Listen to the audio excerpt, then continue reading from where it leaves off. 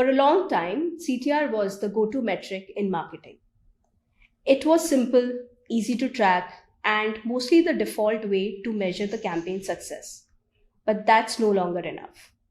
Hi, I'm Rachita Sharma, and I'm back with another engaging episode of the CMO Brand Perspective Series at Marketing Stack 2025. Zero-click searches, AI summaries, and platform-first content are completely revamping the way of how we define the impact of any campaign that we do. So, how do marketers prove that influence of any campaign success that we aim to execute? To explore this, I'm joined by Mr. Devashish Chowdhury, Head of Marketing India at Quidel Ortho. With over 20 years at Quidel Ortho, Abbott, and Johnson & Johnson, he has built his career in one of the toughest categories, that's diagnostics and healthcare. Devashish, welcome to the show. Hi, Really Rachita. excited to have you.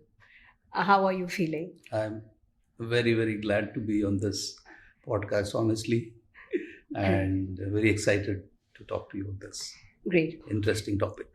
So, Devashish, we'll start with the bigger shift. I mean, we're just talking about, how the entire, landscape is shifting, and that's something that we have been talking about it for the last 2-3 years.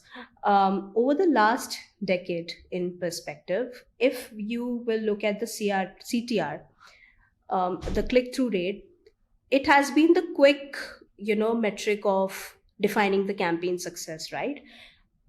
Why do you think it no longer tells the story, like in the current landscape, and what should leaders replace it with at a macro level? Yeah, so you brought out a very important point, Rachita. CTR, traditionally has been a go-to metric for really seeing success of a marketing campaign. But typically, the domain where I come from, healthcare and diagnostics or medical devices, while we used to pursue CTR, but over a period of time we realized that it is not, I would not say working for us, but there is a change in the dynamics because of a few reasons which comes to my mind. One is the platform dynamics. If you see the stakeholders, the important stakeholders, whether it is somebody who is going to take the decision, Right. or somebody who is going to consume the product, he is reaching out to platforms. The platform dynamics are changing. It is no longer moving people away to different sites to really explore with some basic information. It is in fact trying to give you full and correct information so that you are glued onto that platform and you can take the decision. So Right. that is the platform dynamics. Right. The other point I would say is the consumption pattern.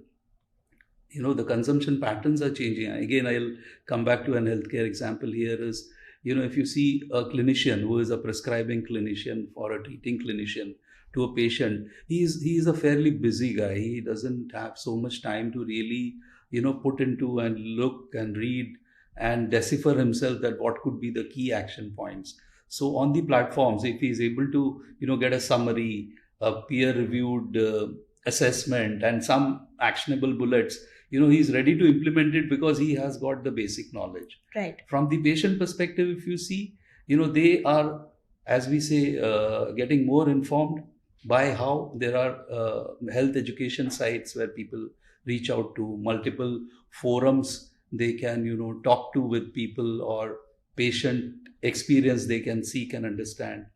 They can look at so many YouTube videos by the clinicians and so on and so Right. forth. And so these are some of the things which are very, very typical of a healthcare industry, where opinions are formed, created without actually a click being made.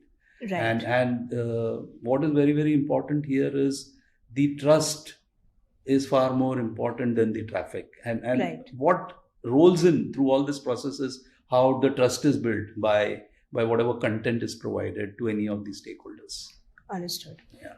I think that's a very important point that you mentioned about, a lot of the decisions are being made without a single click. I think that's been like a common parameter that we have seen across especially when the search trends, if you are looking. But there are a lot of leaders, marketers, they're still considering maybe the traffic and clicks as the main KPI. So, from your experience, what are they missing when it comes to measuring the real business impact? Number one, I think that you just mentioned about the kind of content is being, it's getting consumed. The real impact is being made because the decisions are being made with the information. What are other possible things that they're missing if they are just stuck on these as KPI? So I mean, if we are taking or talking about industries which are still using CTR Right. as a reference point to really see the success of a campaign, I see evolution would happen over a period of time to identify how deeper engagement is happening on the content.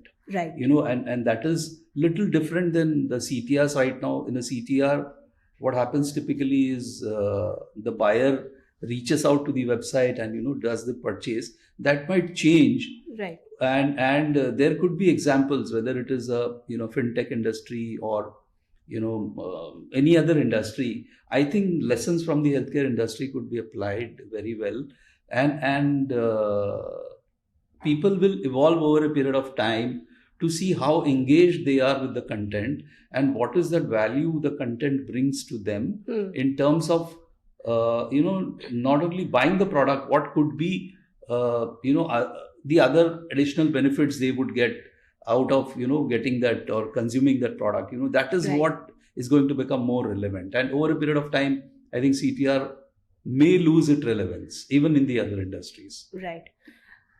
Very interesting perspective. I think from healthcare perspective, there's a lot of learning that you can put up forth to all the marketers. Like for example, healthcare is a very zero click environment. You just mentioned about Absolutely. how we're just consuming content and we're making decision. We are building a step ahead. So in that environment, can you share an example of how diagnostic has worked around this reality, especially when it comes to the healthcare? It's a zero click Yeah, environment, yeah, and I can share an example. yeah. So how a diagnostic decision is made? If you try to split that into who are the important stakeholders in the decision making. Right. You have the patient who is going to take the test. You have a clinician who is going to prescribe the test, Right. and you will have the laboratory who will perform the test. Right. Right. So what the patient, if you have a patient who is a diabetic patient, nowadays he's got opportunity to reach out to Chat GPT or Siri or Alexa and ask a question, and he will get an answer. Okay, so he will reach out not only for understanding the disease, he will reach out to know more about how the disease is managed, how the treatment is done, what are the costs, what are the implications. Right. Is there any informative video available from a top clinician? He will try and know more about it, and Right. so he will try and gather as much information as he can before he gets into a real conversation with a physician or clinician, and he's mentally sort of already aware that the path the clinician might take, and he can Right. ask that question.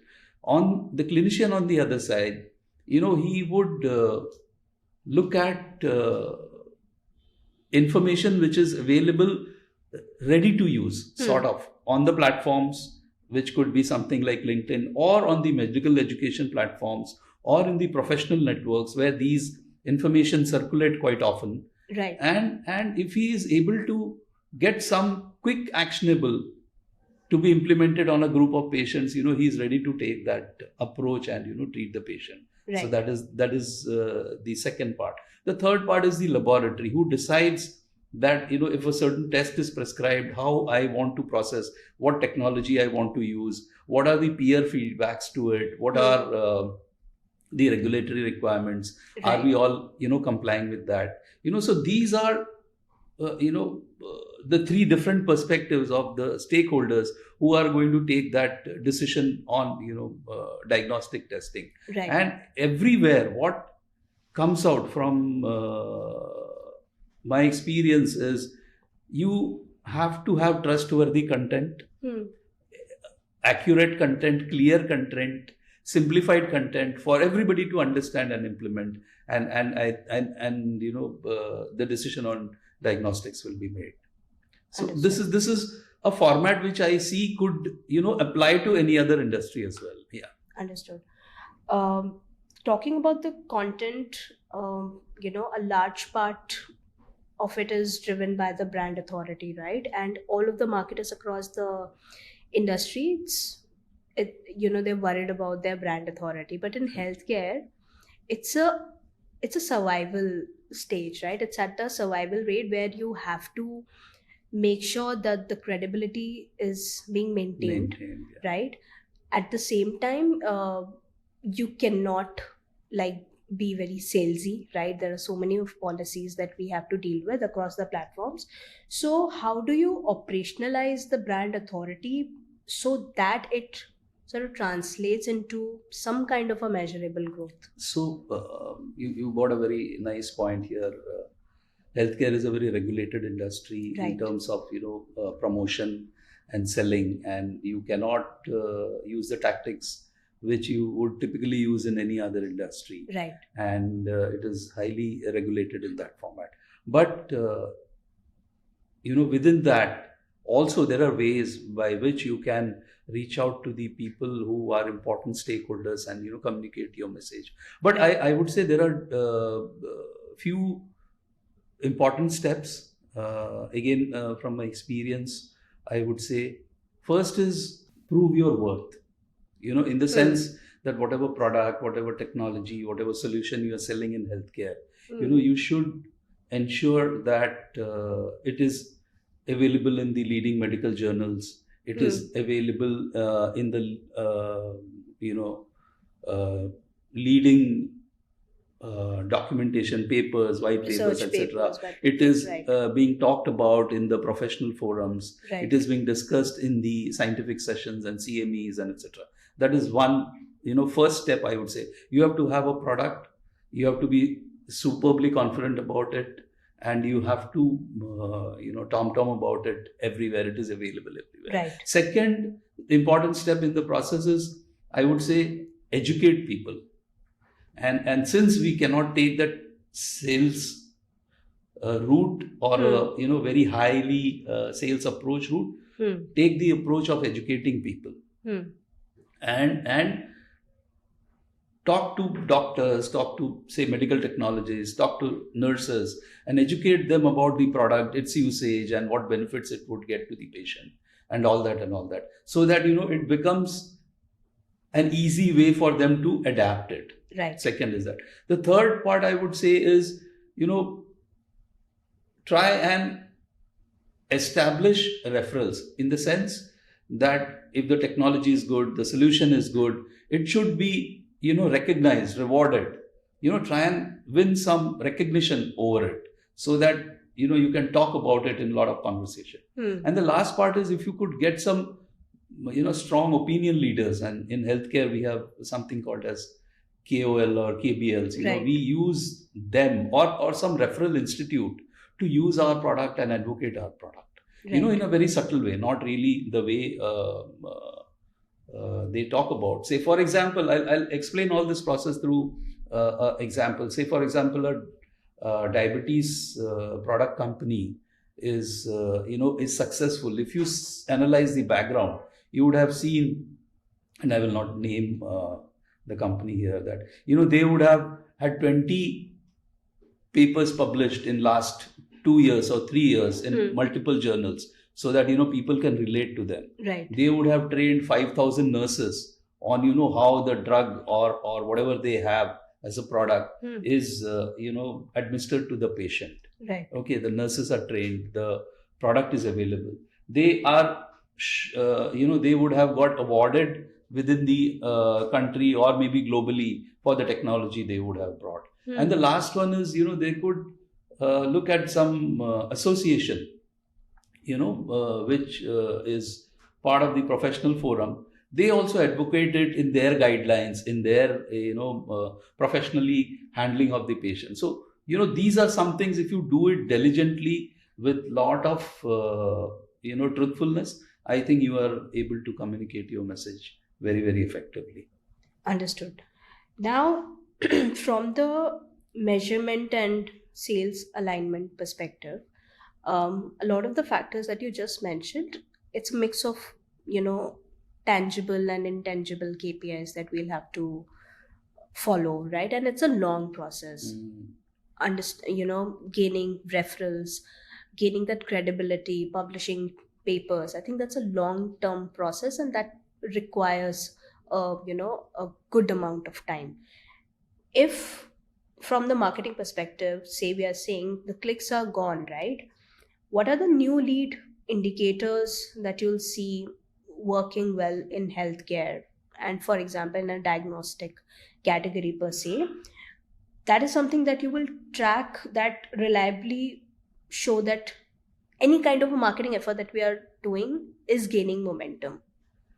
Okay, so I'll try and answer this through an example. So you have a lab medicine company launching a new biomarker. Biomarker is basically a test. Right. Biomarker for say sepsis evaluation. Right. And what it does is, instead of course, they will have a sales team who will go and talk about the product to the customers. But, beyond that, what they can do probably is, they could build some, courses, contents that, could be talking about how sepsis could be managed and where this biomarker plays an important role in management of sepsis. And what they should be tracking over a period of time is, once this course or this information is made available to the audience at large, they should evaluate statistics like what kind of engagement they have received in terms of number of people registered, number of people who have completed the course, number of people, so those kind of statistics is one part. The second important metrics I would say is post the education of those audience, what has been the impact? Say for example, what is the business pull in terms of, was there an increase in search for their branded product? Was there an increase in number of inquiries for a particular product per se? Was there reduction in sales length, or was there a reduction in the time which is required from first meeting to demonstration? Those kind of statistics, I think they will need to really evaluate post the course is done, and on the educated audience, and what has been the impact. Of course, knowing that there is a baseline data available that today, my inquiries are at this level, the win rate is at this level, the sales length is at this level. So you can make a comparison. I think these are the kind of metrics which will come into play when we are moving away from the CTR world. Right. And these would be very much in tandem with a particular circumstance, I would say, because say for example, you mentioned how the influence often can come through referrals, the clinicians network or the doctors network, right? So how do you capture or report something as intangible as that? From the marketer perspective, it is circumstantial, right? It is based on case to case, right? But at a macro level, do you think a depth of engagement would be considered as a good metric? Depth of engagement, definitely yes. And if the content is, I would say, correct and clear and actionable, I think it has got the power to really move around in the peer circle, and becomes actionable also. And there have been some examples in my past. I have seen that we have probably created a content which is gone to a group of people it was intended to, but suddenly there has been a spurt of questions coming in from different hospital or a different set of customers, and that is what actually tells us that the content has gone to a group of people, but within their professional network, it has got circulated Right. with equal trust. Right. And because and how that trust develops, it is because they get into it. They will not read a whole white paper or a journal paper, but they will read a detailed one page analysis Right. of what are the key actionables in this situation and what I can do. Or maybe they could read a comparative between a test done in 2 or 3 different formats with respect to its specificity, sensitivity, or Right. turnaround time or cost implications, and they can make an informed choice that which is the one which I would recommend to the patient. So Understood. I think the depth would of play an engagement. important. Yes. But would it be right to say that attribution would be a challenge in such cases? Say, for example, you're dealing with the sales team, right? They're always skeptical about the attribution, and they want to know from where the success is coming. Now, in these examples, what could be the possible attributes that the marketers can? So a very interesting question, and always a point of discussion between sales and marketing team. Right. But if you make it a point as a marketeer within a healthcare organization, that after you have run the marketing campaign, if you are able to integrate the inputs post the campaign into your CRM and analyze the data, I think it will to an extent solve the Right. problem. Right. It's not as easy as said. Yeah. But I think if you can integrate and evaluate over a period of time, I think you can see the difference. Yes. Makes sense. From the measurable metrics, then you'll have to create. So, for example, you have to redesign a marketing dashboard, right, for the future. So, what 3 metrics would sit on top instead of the CTR? I would say first one is content, quality of content. Right. And very, very important quality of content, because the platforms are now providing content which are full and accurate, so that the audience doesn't get diverted. So your content has to be very, very good. There are different formats which probably we could discuss, that what format works and what format may not work. There are guidelines, and maybe experience will also tell that how and what will work. So first is content. Second is today AI is an important part for the patients and the clinicians also to understand more about a particular thing.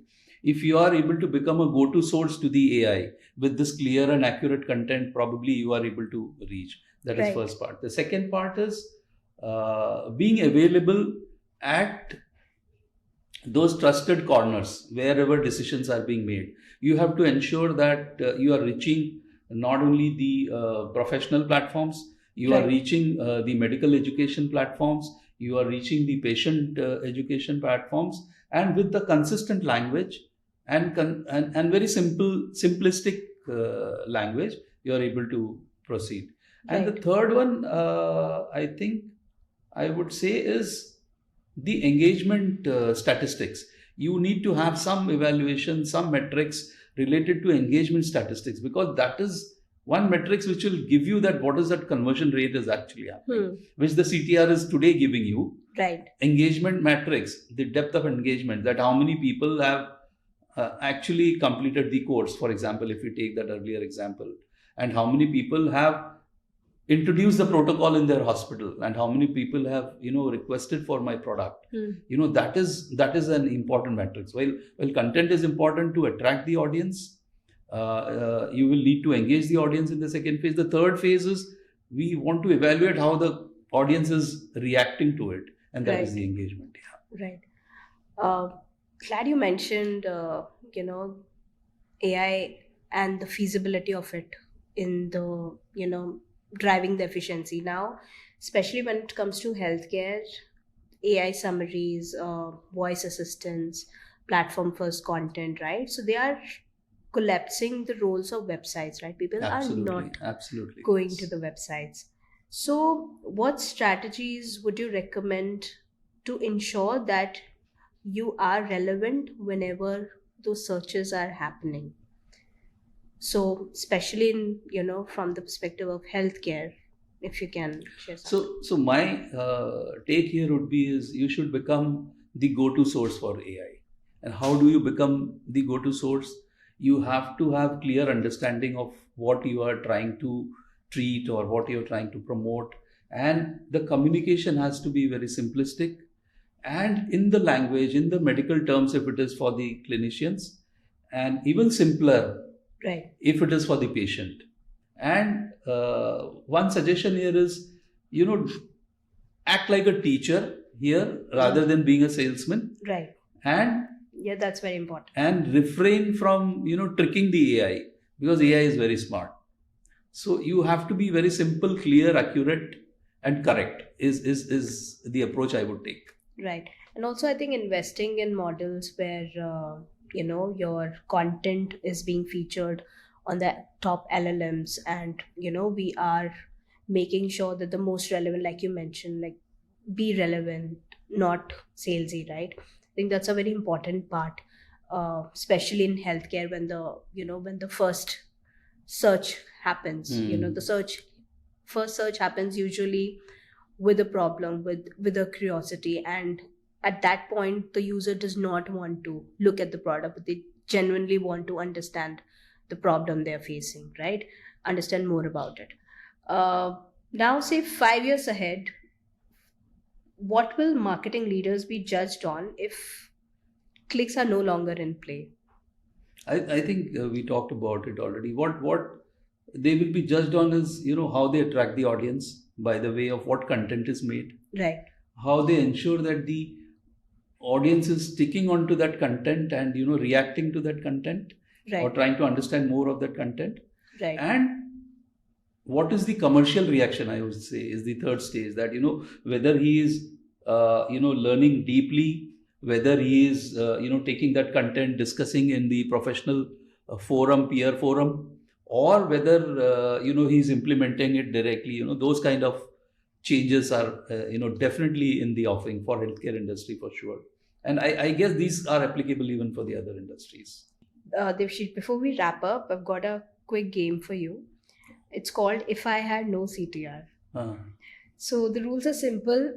Imagine CTR never existed and you have to pick one metric over the other.